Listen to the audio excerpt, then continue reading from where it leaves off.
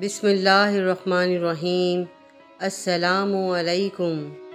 ایک دفعہ حضور صلی اللہ علیہ وآلہ وسلم نے اپنے صحابہ کرام کو اچھا اور ایک بامعنی واقعہ سنایا۔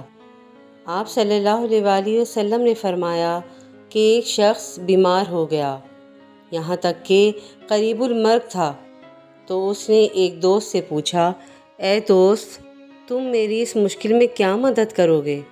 اس نے جواب دیا، جناب، میں ساری زندگی آپ کی خدمت کرتا رہوں گا، لیکن اب موت کا میرے پاس کوئی علاج نہیں، اب میں آپ کی کوئی مدد نہیں کر سکتا۔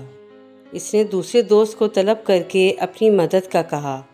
اس نے بھی یہی جواب دیا، میں تو آپ کے لیے صرف یہ کر سکتا ہوں کہ اگر آپ کا انتقال ہو جائے تو آپ کو نہلا کر، خوشبو لگا کر دفن کر دوں گا۔ اب اس نے تیسرے دوست سے مدد طلب کی۔ اس نے کہا، میں آپ کے موت کے بعد بھی آپ کا ساتھ دوں گا اور قبر میں بھی آپ کے ساتھ جاؤں گا اور قیامت کے دن آپ کے ساتھ نکلوں گا اور آپ کے ساتھ ہی رہوں گا۔